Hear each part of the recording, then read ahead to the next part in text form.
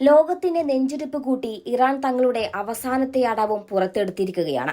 കേവലം ഒരു മിസൈൽ ആക്രമണത്തിനും അപ്പുറം ആഗോള സമ്പദ് വ്യവസ്ഥയുടെ നട്ടെല്ലൊടിക്കുന്ന ഒരു സാമ്പത്തിക മിസൈലാണ് ഇപ്പോൾ ഇറാനിൽ നിന്ന് വിക്ഷേപിക്കപ്പെട്ടിരിക്കുന്നത്. ഇറാന്റെ ഇസ്ലാമിക് റവല്യൂഷണറി ഗാർഡ് കോർപ്സ് പുറപ്പെടുവിച്ച ആ പ്രഖ്യാപനം അമേരിക്കയിലും ഇസ്രയേലിലും വലിയ പ്രകമ്പനമാണ് സൃഷ്ടിച്ചിരിക്കുന്നത്. ഹോർമൂസ് കടലിടുക്ക് എന്ന തന്ത്രപ്രധാനമായ ജലപാതയിലൂടെയുള്ള എണ്ണക്കടത്തിന് ഇറാൻ ഒരു നിബന്ധന വെച്ചിരിക്കുന്നു. അത് ഡൊണാൾഡ് ട്രംപിന്റെയും നെതന്യാഹുവിന്റെയും മുഖത്തടിക്കുന്നതിന് തുല്യമാണ്. പട്ടിണിയിലാകണോ അതോ അമേരിക്കയെ കൈവിടണോ എന്ന് ലോകരാജ്യങ്ങളോട് ഇറാൻ നേരിട്ട് ചോദിക്കുകയാണ്. ഒരു സിനിമയിലെ ക്ലൈമാക്സ് രംഗത്തെ പോലെ ആഗോള രാഷ്ട്രീയത്തിലെ അധികാര സന്തുലിതാവസ്ഥയെ തന്നെ തകിടം മറിക്കുന്ന ഈ ചെക്ക് ലോകത്തെ എങ്ങോട്ടാണ് നയിക്കുന്നത്?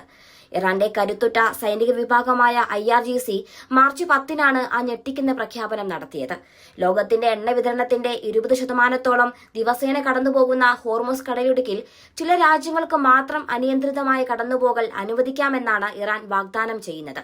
പക്ഷേ അതിന് ഇറാൻ മുന്നോട്ട് വെച്ച നിബന്ധന ലോകരാജ്യങ്ങളെ കടുത്ത പ്രതിസന്ധിയിലാക്കുന്നതാണ്. തങ്ങളുടെ പ്രദേശങ്ങളിൽ നിന്ന് ഇസ്രയേൽ അമേരിക്കൻ അംബാസിഡർമാരെ പുറത്താക്കുന്ന അറബ് അല്ലെങ്കിൽ യൂറോപ്യൻ രാജ്യങ്ങൾക്ക് മാത്രമേ ഈ സുരക്ഷിത പാത അനുവദിക്കൂ എന്നാണ് IRGC അറിയിച്ചിരിക്കുന്നത്.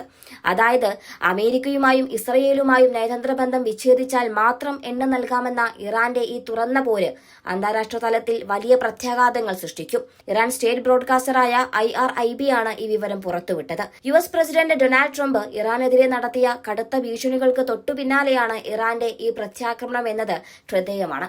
ഇറാൻ എണ്ണ വിതരണം തടയാൻ ശ്രമിച്ചാൽ ഭീകര ഭരണകൂടത്തിനെതിരെ കൂടുതൽ വലിയ ആക്രമണം നടത്തുമെന്ന് ട്രംപ് കഴിഞ്ഞ ദിവസം ആവർത്തിച്ചിരുന്നു. ഫ്ലോറിഡയിൽ നടന്ന വാർത്താ സമ്മേളനത്തിൽ ട്രംപ് ആഞ്ഞടിച്ചത് ഇങ്ങനെയായിരുന്നു: ഒരു തീവ്രവാദ ഭരണകൂടത്തെ ലോകത്തെ ബന്ദികളാക്കി എണ്ണ വിതരണം തടയാൻ ഞാൻ അനുവദിക്കില്ല. ഇറാൻ അതിനായി എന്തെങ്കിലും ചെയ്താൽ അവർക്ക് വളരെ കഠിനമായ തലത്തിൽ തിരിച്ചടി നേരിടേണ്ടായി വരും. എന്നാൽ ട്രംപിന്റെ ഈ ഭീഷണിയെ പുല്ലുപോലെ തള്ളിക്കൊണ്ടാണ് എണ്ണ വേണ്ടവർ അംബാസഡർമാരെ പുറത്താക്കിക്കൊള്ളൂ എന്ന നിലപാട് ഇറാൻ സ്വീകരിച്ചിരിക്കുന്നത്. ട്രംപിന്റെ ഭീഷണിയേക്കാൾ വലിയ പ്രഹരമാണ് ഇറാന്റെ ഈ നയതന്ത്രപരമായ നീക്കം. യുദ്ധം ശക്തമായതോടെ ആഗോള എണ്ണ വിപണിയിൽ വലിയ മാന്ദ്യമാണ് അനുഭവപ്പെടുന്നത്. മിഡിൽ ഈസ്റ്റിലെ എണ്ണ ഉൽപാദനത്തിൽ കുറവുണ്ടായതും ഹോർമൂസ് കടലിടുക്ക് ഏതു നിമിഷവും അടച്ചേക്കുമെന്ന ഭീതിയും കാരണം അന്താരാഷ്ട്ര വിപണിയിൽ ക്രൂഡ് ഓയിൽ വില ബാരലിന് $100 കുതിച്ചുയരുകയാണ്. ഇത് അമേരിക്കൻ വിപണിയിലും വലിയ പ്രത്യാഘാതങ്ങൾ ഉണ്ടാക്കുന്നുണ്ട്. ട്രംപിന്റെ ഭരണകൂടത്തിനുമേൽ ഇത് വലിയ സമ്മർദ്ദമാണ് സൃഷ്ടിക്കുന്നത്.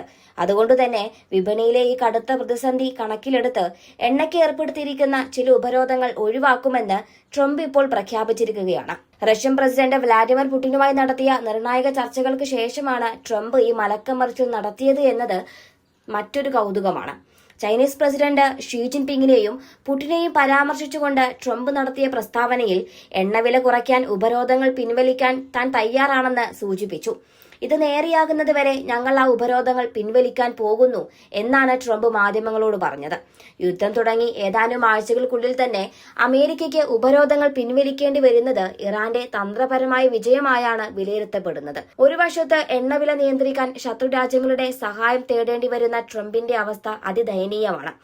ഇറാന്റെ അംബാസഡർ പുറത്താക്കൽ നിബന്ധന കൂടി വന്നതോടെ അറബ് രാജ്യങ്ങൾ ആരെ പിന്തുണയ്ക്കുമെന്നത് ലോകം ഉറ്റുനോക്കുകയാണ്. സൗദി അറേബ്യയും UAEയും ഉൾപ്പെടെയുള്ള പ്രമുഖ എണ്ണ ഉൽപാദക രാജ്യങ്ങളെ സംബന്ധിച്ചിടത്തോളം ഇറാന്റെ ഈ നിബന്ധന വലിയൊരു പരീക്ഷണമാണ്. അമേരിക്കയുമായുള്ള ദീർഘകാല സഖ്യം ഉപേക്ഷിക്കാനോ അതോ എണ്ണ വിതരണം തടസ്സപ്പെട്ട് സാമ്പത്തികമായി തകരാനോ എന്ന ചോദ്യമാണ് അവർക്ക് മുന്നിലുള്ളത്. ഇറാന്റെ ഈ നീക്കം യൂറോപ്യൻ രാജ്യങ്ങളെയും പ്രതിസന്ധിയിലാക്കിയിട്ടുണ്ട്. റഷ്യൻ വാതകത്തിനു പിന്നാലെ ഇറാനിയൻ എണ്ണ കൂടി തടയപ്പെട്ടാൽ യൂറോപ്പിലെ വ്യവസായ മേഖല അപ്പാടെ തകരും. ഈ സാഹചര്യം മുൻകൂട്ടി കണ്ടുകൊണ്ടാണ് ട്രംപ് ഉപരോധങ്ങൾ ഒഴിവാക്കാൻ ഇപ്പോൾ തയ്യാറായിരിക്കുന്നത്. പക്ഷേ ഇറാൻ വെച്ച ഈ പുതിയ ചെക്ക് അമേരിക്കൻ സ്വാധീനത്തെ പശ്ചിമേഷ്യയിൽ നിന്ന് തുടച്ചു നീക്കാനുള്ള നീക്കത്തിന്റെ ഭാഗമാണ്. പശ്ചിമേഷ്യൻ കടലിടുക്കിലെ ഈ ചാണക്യതന്ത്രം ട്രംപിന്റെ രാഷ്ട്രീയ ഭാവിയെയും ബാധിച്ചേക്കാം. എണ്ണവില വർദ്ധിക്കുന്നത് അമേരിക്കൻ ജനതയ്ക്കിടയിൽ ട്രംപിന്റെ ജനപ്രീതി കുറയ്ക്കും. യുദ്ധം ജയിച്ചു എന്ന് അവകാശപ്പെടുമ്പോഴും എണ്ണയ്ക്ക് വേണ്ടി വിട്ടുവീഴ്ചകൾ ചെയ്യേണ്ടി വരുന്നത് ട്രംപിന്റെ മാസ് ഇമേജിന് മങ്ങലേൽപ്പിക്കും. ഇറാന്റെ Islamic revolutionary guard corps Hormuz കടലിടുക്കിന്റെ അധികാരം പൂർണ്ണമായും കൈപ്പിടിയിലൊതുക്കി ലോകരാജ്യങ്ങളെ നിയന്ത്രിക്കാൻ തുടങ്ങുന്നത് ഒരു പുതിയ അധികാര കേന്ദ്രത്തിന്റെ ഉദയമായാണ് കാണുന്നത്. ട്രംപിന്റെ ഭീഷണിക്ക് മുൻപിൽ പതറാതെ തിരിച്ചൊരു ഭീഷണി മുഴക്കി ഇറാൻ ലോകത്തെ വിറപ്പിക്കുകയാണ്. ഇനി എന്ത് സംഭവിക്കുമെന്നത് വരും ദിവസങ്ങളിലെ നയതന്ത്ര നീക്കങ്ങളെ ആശ്രയിച്ചിരിക്കും. അറബ് രാജ്യങ്ങൾ ഇറാന്റെ നിബന്ധനയ്ക്ക് വഴങ്ങുമോ അതോ ട്രംപ് ഇതിന് സൈനികമായി കനത്ത മറുപടി നൽകുമോ? ഏതായാലും പശ്ചിമേഷ്യൻ മണ്ണിലെ ഈ പോരാട്ടം വെറുമൊരു യുദ്ധമല്ല, മറിച്ച് ആഗോള എണ്ണ വിപണിയുടെയും നയതന്ത്ര ബന്ധങ്ങളുടെയും അന്ത്യം കുറിക്കുന്ന ഒന്നായി മാറിയിരിക്കുന്നു എന്നതിൽ സംശയമില്ല.